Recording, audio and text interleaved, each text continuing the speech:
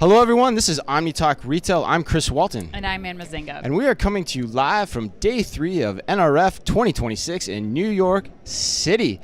And we, of course, are coming to you from Vusion's very own podcast studio, which you can find in booth 4921. If you want to see all the great technology Vusion has on display, come by, check it out. And we'll still be here for another few hours if you want to come by and say hello to us as well. We always love when people do that. All right, and without further ado, I want to introduce Mark Williamson. Mark was with us last year. And for those of you that may remember, Mark is the AVP of Retail Media at Costco. So, Mark, welcome back to Omni Talk. Hey, thanks for having me again. Can't believe it happened. Well, Mark, Chris just said before we started, you were one of our favorite interviews from last year at NRF, so we're really excited to catch up with you. But for those who might be meeting you for the first time right now, tell us a little bit about what you oversee in your role, and a little bit of your background, if you'd like. Sure.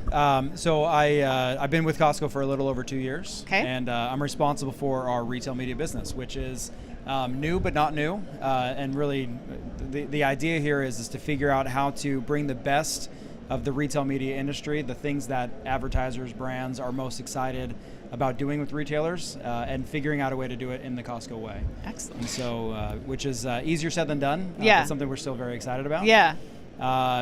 Before that, I spent 6 years at Sam's Club, 6 years at Ahold Delhaize, doing shopper marketing, retail media, building those businesses there.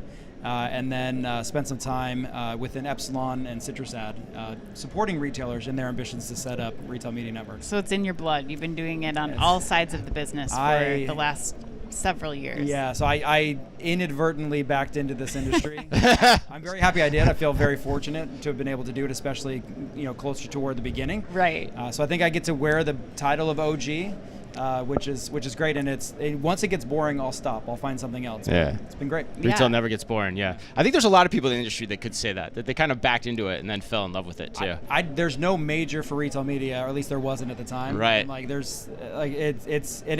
it's been inventing itself as we go. It's always changing. Yeah. There's some things in retail that don't change, operations and merchandising, but the technology around it changes. Consumer behavior changes, and their expectations change, and retail media is really right at that intersection of what's great about retail, what matters most in terms of selling more items, and a lot of the new innovation that's out there. So we're not bored. Yeah. All right. So like Ant said, we had you on last year. So I'm curious, going to put you on the spot to start out. How is retail media at Costco different as we start 2026 than it was when we saw you last year at the early part of 2025? A few more gray hairs. Which is I'll At least take. you still have your hair. Yeah, I was like, if I got to pick one or the other, I'll take right. the color change. A lot of the team has grown, and so we've made a lot of investments in people, and really it's a recognition of what it takes to succeed. And we've been very thoughtful about how that team is constructed. Most of them are Costco lifers. A lot of them started in the warehouse. They've been in merchandising. They've been in e-commerce. And some of them came straight from the warehouse. We've taken some off the front end who were front-end supervisors. And so they have this intimate knowledge of what makes Costco great. They live the brand. They are the brand. And so we want to make sure that DNA stays true within our retail media program, because we could go the opposite way. We could go all media. And trust me, it's tempting to just go hire a bunch of, there are a lot of tenured, experienced, productive media people out there. But we said we're going to emphasize Costco first. And so we built out the team, sales, account management, ad operations. We have a product team now, which is very exciting for us. And so that's one of the biggest changes. Yeah. We take up more space on the floor. More space on the floor, more space in the headquarters. I'm curious though, Mark, when you think about that, because that's a very unique approach, at least it sounds like it is to us. What do you do from a hire? How do you screen for hiring? What types of things are you looking for? Because you mentioned, it sounds like you're very much looking for Costco-ish stuff, but what is that Costco-ish idea? That's a great question. There's a lot of, Costco has a lot of employees, and a lot of them want to work, whether they're in the field, they want to work in corporate, or if they're in a corporate job. Retail media is kind of an interesting thing. The team is growing. There's, you can kind of see this upside. It's a little bit of a startup. And so it can be exciting. And so I feel like our candidate pool is already biased, because these are people who recognize, I'm going to walk away from a very defined career path and take a flyer on this new team, this new leader, this new opportunity. And so I'm getting candidates that are more entrepreneurial than not. and they're hungry, they're curious. They're opting in. Yeah, and they see something, they want to get it on the ground floor. And we're a business within a business. We're entrepreneurs as much as we can be. And so, they have great institutionalized Costco knowledge, which is invaluable. They have a lot more than I do. And just I'm looking for people that are hungry to learn a new thing, that are curious, that are creative, that are problem solvers as much as they possibly can be, and have a little bit of I'm more irreverent than not, but they have this this proclivity for disruption. Like they're the ones who go in and look at a process and say, like, why do we do it that way? Or could it be better? And not everybody is oriented that way because definitely not. A lot of the conversations we have to have is the merchant doesn't want to do it. Like, okay, well, merchants rule the world. We know that. However, it's our job to show them another way. Yep. And we do more selling internally than we do externally. So always looking for people that have that orientation. Mark, it's interesting to me, some people who are running retail media businesses at other retailers, they're using tools like AI to help automate the process of planning or assortment or buying. You are taking a different approach in taking on people that have maybe no retail media experience and focusing on people part of it. Is that also part of the Costco-ishness of your business, or the Costco version of the retail media organization? Yeah, it may be the preeminent marker of the Costco centricity within the Costco retail media. And it is on brand for us. We promote from within, we hire from within. We want people to have a strong career path, and the Costco culture is self-perpetuating.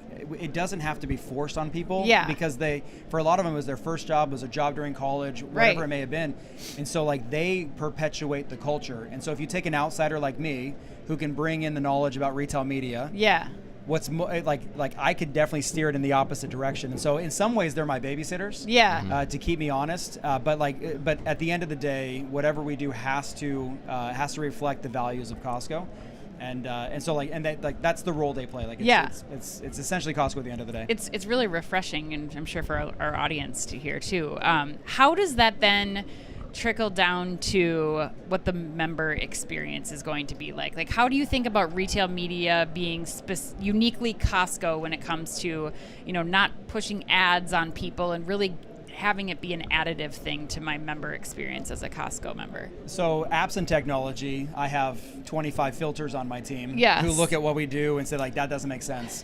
And so there's that, but that doesn't scale very well. And it's a good way to burn people out. For sure. So fundamentally, we set out, and we may have talked about this a little bit, and it's a lot of what's changed over the last year is we have to be as good as everybody else at being able to scale the business. We need to be able to take advantage of AI tooling, existing and future. And that comes down to having the data in the right place, having it in an actionable state.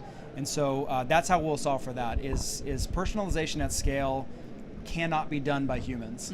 It needs to be done by machines, and those machines are only as smart as the data that pump into it. And so to do retail media well, we have to be very, very good at this. But our retail media strategy is actually subordinated to our personalization strategy, to our member communication strategy, because whether a supplier paid for it, an agency paid for it, it doesn't matter. It's a Costco brand experience. Right. And so we need the ability to put the Costco lens, as if I had someone on my team, a Costco lifer, looking at every single thing all the time at a member level. And the only way to do that is to have the data in place and then the technology in place to do that. And that's what's been very exciting for us. I call it the boring, unsexy stuff that we've been doing. Sure. But we can't do the fun stuff until we get the stuff right. It has to be done. That's a really interesting point, though, because, now since when we talked to you last year, AI now enables you to do that in a different way. It enables you to get to that level of personalization that Costco needs that you probably couldn't necessarily do 3 or 4 years ago. Is that right? 100%. It is absolutely impossible to do it any other way.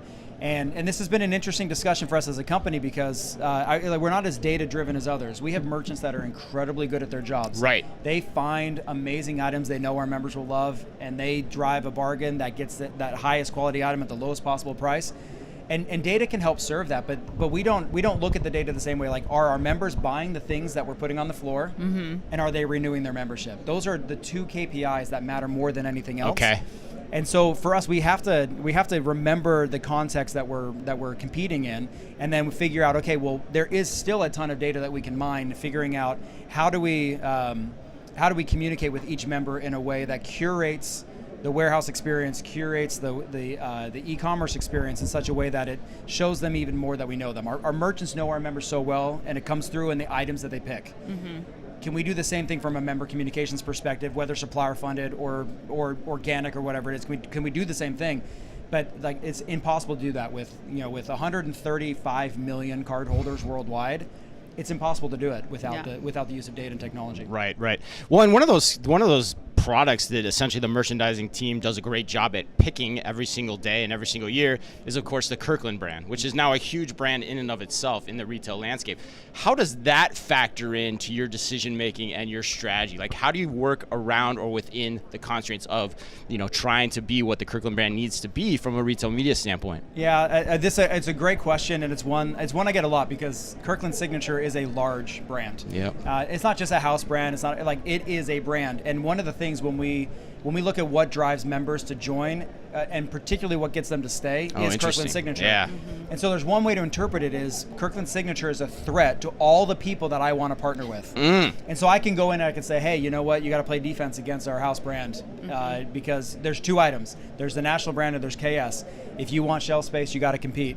And there's something to that, and I'm sure that's in the back of their mind all the time. Oh, for sure. But it's actually not the way to look at it, because Kirkland Signature is what keeps people coming through the door. Mm-hmm. And if you're a brand, if you're a national brand, a regional brand, you're a mom and pop's brand, and we got a lot of those, you want a strong Kirkland Signature brand, because it is so sticky. And yes, it can be competitive in some areas, but I think it's worth it for Kirkland Signature to be strong, because it is a massive differentiator for Costco. And how does that impact like how you activate things? Like, how do you execute things or decisions that you make in regards to what to promote or what to run through the network? So we stay very close with our merchants to understand what their strategy is. Do they have a KS dominant strategy? Okay. But in general though, because we don't carry very many items, they're not category managers. There's less sensitivity to that. I think it comes from they have trust that if they put a Kirkland Signature logo on an item, that it's going to be fine and members it's going to resonate. But even though as good as Kirkland Signature laundry detergent is, there are the Tide loyalists that are out there, and so it's not really a zero-sum game. If they come in the door, if we sell what they want at a value they're happy with, they will renew, and at the end of the day, that's the goal. So we do, it does change some of our things where when we're building audiences, the competitive set is national brand and Kirkland Signature, and so we do have some hoops to jump through when it comes to data transparency and building audiences and not wanting to cannibalize. But end of the day, if members are shopping, if categories are growing, it's a win-win for everybody. That's what drives traffic. Yeah. Well, Mark, let's conclude today with what you think we might be talking to you about at NRF 2027. What are you excited to work on this year, and what do you hope comes to fruition? Wow, we have a big year planned. Okay. And it's really just we're in that phase where we've done a lot of the boring, unsexy stuff, but foundational stuff. This year we have several key product launches that we're very excited about. In Q1 we'll launch a brand new clean room platform that we're very excited to have. We have a clean room today. There are limitations to what we do. So we're upgrading our clean room. It will have way more partner tenants, much friendlier UI. And we're using it primarily to do real-time, on-demand measurement of our offsite media, which is a huge ask. Our offsite business is growing. Yeah. Brands and agencies are responding very, very well to it. We think it's performing very well. We've been doing post-campaign measurement it's 2015 or something. And so this clean room product is going to we're very excited about, because it's answering a huge need from our advertising partners. Also in Q1, we're going to launch an SEM product, a Google Shopping product. Okay. And so if those are familiar with Symbiosis, they have partnerships with several other retailers in the market. We're putting that product into market as well. Again, something that we get asked about all the time. We have a lot of items that are searched a lot for on Google, on Bing. Yeah. And so the idea of offsite product ads is a big deal for us, and so a huge white space. Yeah. And wow. So we have that, and then we are relaunching our onsite ad server. Okay. Will happen probably early Q2. How it's looking right now, we're in the middle of integration right now. And the key differentiator is that ad server is plugged into our entire ecosystem. All of our data, all of our identity graph, all of the signal capture is there, and that's a step changer for us because it allows audience targeting, it allows self-serve, automation, and then optimization toward in-warehouse sales, which we've never been able to do in all of our history. So, and one thing you didn't mention that I'm curious about is I recently learned that you can do scan and go in some of the clubs. Is that will we see more of that in 2026 or 27? And how do you think about retail media and that experience? If you're thinking of I guess the more conventional scan and go experience that the other place has.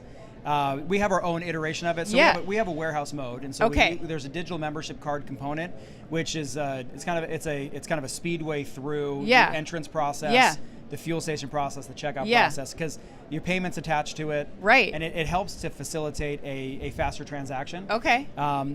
We have been testing, and by we meaning operators have been testing, kind of a pre-scan idea, and so.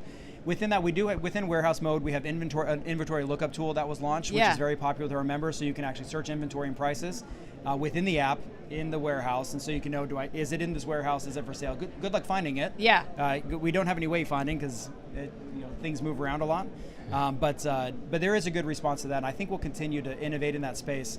And what that does is we don't want to do anything just for the sake of selling ads. Right. But we do always look at if we have the right experience that is driving stickiness with members, it's giving them utility where they're like, I like this feature, I want to do it. Then we figure out, okay, what's the right way to surface personalized communication with you? Right, right. It could be a great one-to-one personalization tool. Yeah, at the end of the day. Absolutely. The app is about as intimate as it gets. Yeah. Everyone's logged in. They're action oriented, whether they're shopping for e-commerce for delivery to home, or they're in the warehouse looking to transact there. So definitely a big opportunity. I'm guessing they're power users too, without very much so. Right, yeah. Well, Mark, thank you, man. Yeah. This was great. Love having you. I'm going to book you in for next year already, I think, if we can. If we can get on your calendar for next year, I'll send you the invite here. But again, Mark Williamson of Costco, thanks for joining us. Thanks to Vusion for sponsoring our coverage here at NRF 2026. Again, booth 4921. And until next time. Be careful out there.